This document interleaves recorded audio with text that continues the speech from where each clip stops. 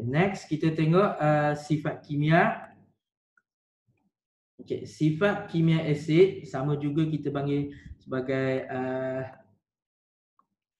tindak balas asid. So apakah tindak balas asid? Kalau soalan tanya terangkan sifat kimia asid, maka kita tulislah semua tindak balas asid yang ada. So asid di sini kita ada 4 tindak balas saja. Okay, yang biasa paling popular kita dah tahu asid bertindak balas dengan alkali, menghasilkan garam dan air.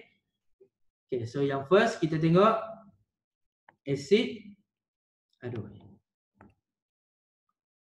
bertindak balas dengan oksida logam, menghasilkan garam dan air. Yang tadi saya cakap lah, contohnya magnesium oksida, kuprum oksida. So apabila bertindak balas dengan asid, dia akan menghasilkan garam dengan air. So untuk tulis persamaan kimia dia, mesti ingat K ion dengan N ion mesti bertukar. So ini adalah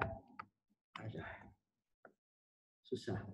H+, ni adalah Mg2+.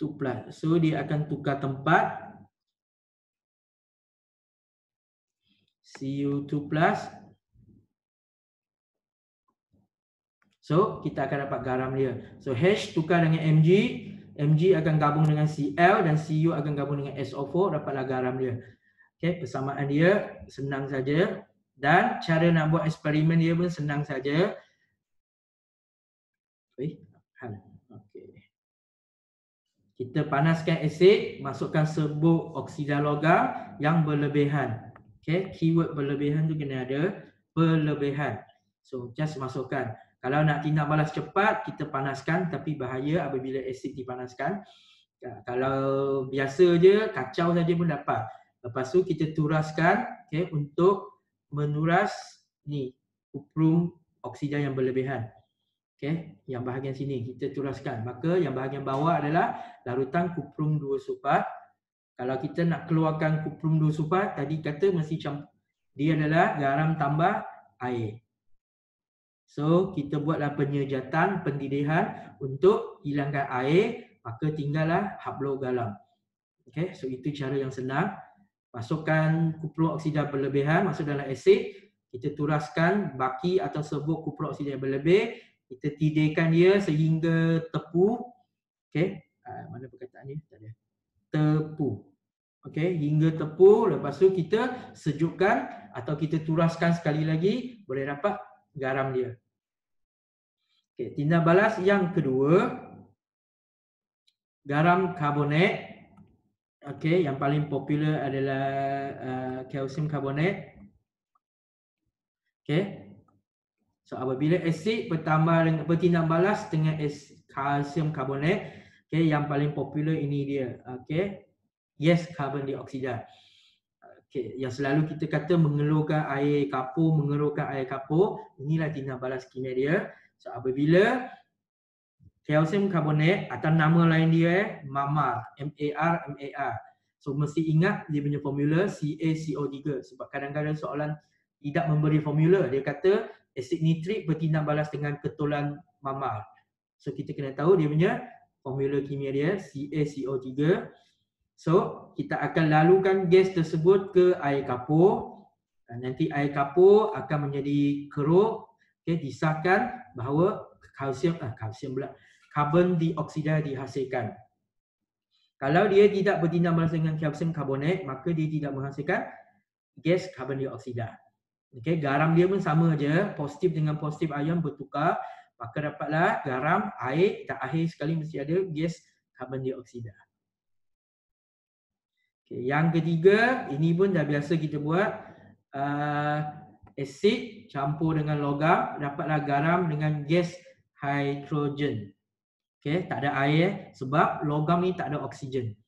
So kalau kita tengok persamaan magnesium dengan zinc sahaja.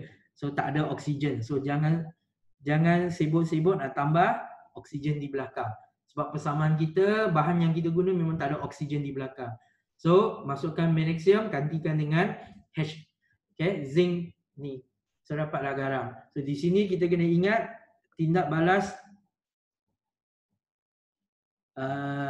dengan kuprum oksida pula. Okey, dengan kuprum, okey, tindak balas tidak berlaku kerana kuprum dengan argentum adalah kurang elektropositif daripada hidrogen dalam siri elektrokimia. Okey, selalu objektif akan tanya antara berikut yang manakah tidak bertindak balas atau antara yang berikut boleh bertindak balas. So kita kena rujuk balik siri ke siri elektropositif. So kita kena check siapa di bawah hidrogen. So dalam siri kita tahu di bawah hidrogen kuprum argentum. Okey. Tapi berbeza dengan yang atas, kalau kuprum tu adalah kuprum oksida, maka dia ada tindak balas sebab dah ada campur dengan bahan lain. Tapi kalau dia sendiri saja logam reaktif, kurang reaktif, contohnya kuprum argentum, maka dia tidak bertindak balas dengan asid. So untuk tindak balas asid dengan logam, hanya logam yang terletak di atas hidrogen sahaja yang boleh bertindak balas. So tindak balas cara dia macam tadi sebut magnesium oksida tadi tu, masukkan zinc berlebihan. Okey, sama je turas untuk dapatkan yang berlebihan ni kita buangkan. So dapatlah garam, sama juga kita tidurkan air tersebut, dapatkan larutan tepu. Lepas tu kita turaskan. Okey, dapatlah garam yang kita nak. Okay, yang ni dah lagilah biasa asid bertindak balas dengan alkali menghasilkan garam dan air.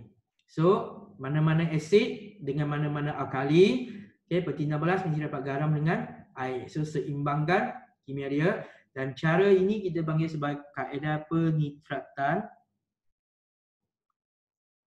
Okay, rasanya SPM 2019 baru keluar soalan ni. Okay, SPM 2019 essay.